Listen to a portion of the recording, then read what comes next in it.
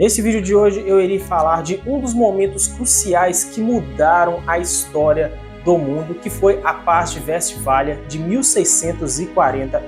No século XIV e no século XV, a Europa era dominada pela Igreja Católica, que ditava todas as regras dos países europeus, seja da França, da Inglaterra, dos Países Baixos também, como Holanda, Suíça, Bélgica, dentre outros. Ou seja, a Igreja Católica ela tinha um determinado poder absoluto com esses países.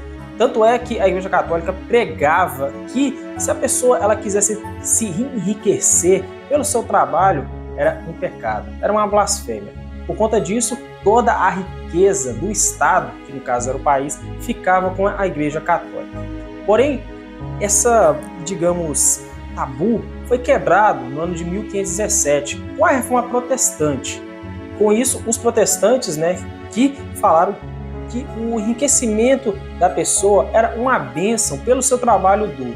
Com isso, ele poderia se enriquecer.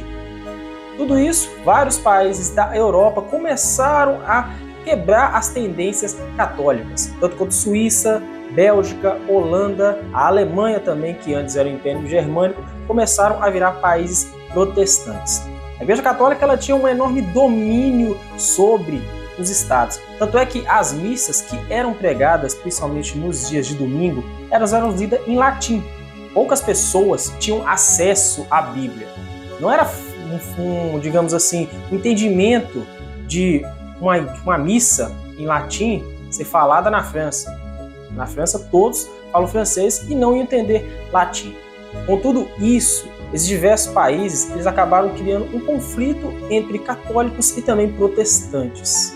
E vários desses países também que se estabeleceram contra essa barreira católica deram posteriormente, anos depois, ao início da Revolução Industrial, visto que esses países conseguiam se enriquecer, fazer um investimento e conseguir ainda mais industrializar o seu país, ficando à frente de países que tinham o poder ainda da Igreja Católica. Com toda essa briga entre católicos e também protestantes, foi proclamado em 1555 a Paz de Augsburgo, onde cada soberano de seu determinado país iria definir a religião ou a crença do seu território. Com isso, se um soberano, na verdade, ele fosse protestante, aquele país ou aquela região seria protestante ou então católica. Isso tudo ocorreu em fato de que os dois ainda começaram a se entrelaçar bem no comecinho do século XVI. Porém, ela iria ter um destaque muito maior posteriormente no século XVII, que seria em 1618. Nesse ano de 1618, tivemos a Desvenegração de Praga, onde os protestantes eles reclamavam a falta de liberdade das suas crenças frente aos católicos.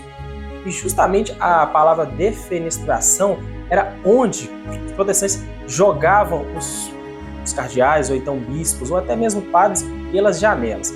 Isso deu início à Guerra dos 30 Anos, que foi entre 1618 a 1648, que foi uma guerra entre protestantes e também católicos. E um país que foi muito importante para essa Guerra dos 30 Anos foi a França. A França, que tinha um domínio da Igreja Católica, era um país católico, e um indivíduo ele teve um papel crucial nessa guerra.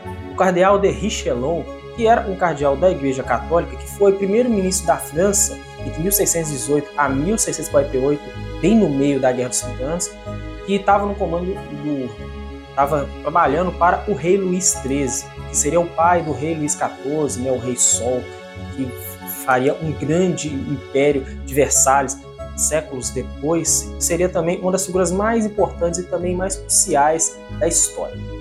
O cardeal ele afirmou que essa guerra entre católicos e protestantes poderia ser um perigo para a França, visto que naquela época a Áustria, que tinha o domínio da família Habsburgo, que era de longe a família mais poderosa da Áustria, simplesmente era uma família de um país protestante. E o cardeal afirmou que se os católicos ganhassem, essa guerra não iria beneficiar a França, e se eles perdessem, seria o mesmo, pois eles estariam cercados, visto que Áustria, Bélgica e também a Alemanha, tanto leste e oeste, quem for olhar no mapa, verá que esses países eles ficam entre a França. Com isso, o país ficaria simplesmente cercado e posteriormente poderia ser uma ameaça para os franceses, pois eles decidiram não entrar nesta guerra. E no final dela se arrastando, teria que ter logicamente uma definição, um objetivo, qual que seria o desfecho dessa guerra, que logicamente foi uma guerra absurdamente muito violenta e teve diversas baixas humanas. Com tudo isso, em 1648 foi proclamada a Paz de Westfália, que simplesmente dizia que o soberano da sua região ou do seu país, ele iria definir a religião ou a crença daquele território. Nem o Papa, nem o Duque, nem algum príncipe, nem mesmo alguma elite dominante poderiam influenciar a decisão do soberano, que no caso era o rei. Então esse desfecho ele foi muito importante, pois selou de vez a guerra entre católicos e também protestantes.